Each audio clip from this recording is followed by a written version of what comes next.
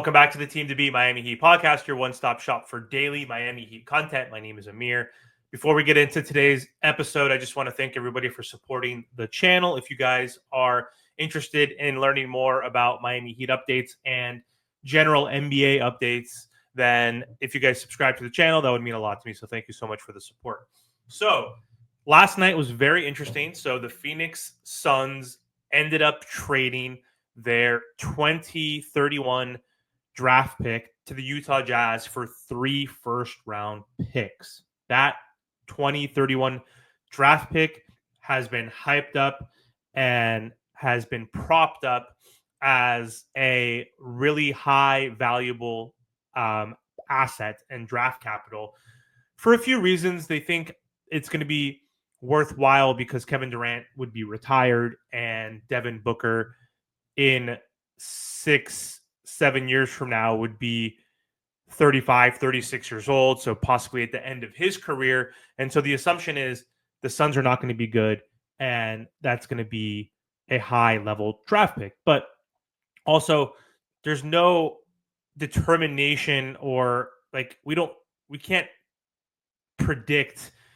what is going to happen with the Phoenix Suns in the next 6 seasons or any NBA team for that matter.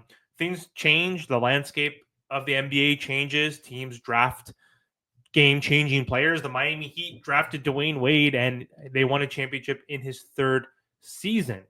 With his elevation, and obviously with making one move, mainly trading for Shaquille O'Neal, the Miami Heat changed the trajectory and won their first NBA championship as a franchise in Dwayne Wade's 3rd year. So a draft, a trade, a free agent can change the whole trajectory of your franchise. So anyway, that pick was traded to get 3 first-round picks because they had no other assets or tradable picks. They're a second apron team. They're not able to aggregate players to make trades. So it seems like the Phoenix Suns are now one step closer to potentially acquiring Jimmy Butler, using those assets, those 3 picks now, which are not as good as the 2031, hypothetically, to entice other teams to take on Bradley Beal, to entice the Miami Heat to trade Jimmy Butler to the Phoenix Suns. So there has been more noise last night and today and speculation that this Jimmy Butler trade is going to happen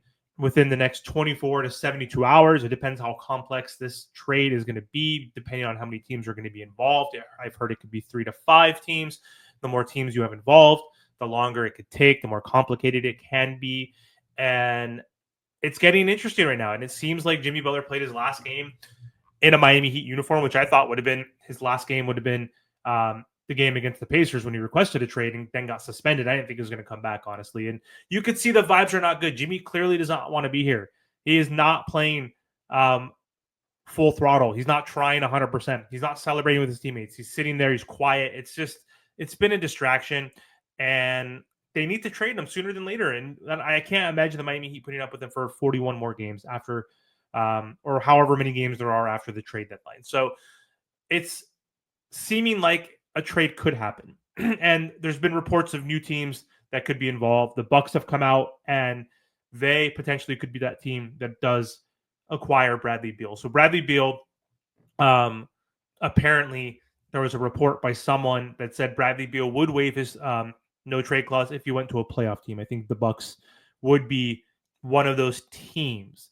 There was also a report from Mark Stein, and I think The Athletic as well, saying that according to a source close to the deal, Bradley Beal has had no talks between the Suns and Beal as of Tuesday night on the prospect of him waiving that clause. So not sure what the latest is on that, if he actually is willing to do it or not. I know his agent, Mark Bartelstein, basically said last week or 2 weeks ago that they haven't had conversations about moving Bradley Beal, but then we saw that Bradley Beal was subsequently moved to the bench, and the Suns have been terrible, and they have been willing and have been open to acquiring Jimmy Butler. We know the owner has said he'll give Jimmy Butler an extension. That's the main reason why Jimmy Butler wants to go there. But either way, the latest is that, according to Mark Stein, the Suns and Bradley Beal, as of yesterday, have not had a conversation. But there are new details of a hypothetical trade involving 4 teams possibly or even 5 teams where the Raptors can come into play, or the Detroit Pistons can come into play, where they can actually acquire and obtain that salary, especially Bradley Beal. So, or excuse me, not Bradley Beal's, other players essentially, where the Miami Heat and the Suns don't want to acquire anybody else. Really, the Miami Heat want cap space.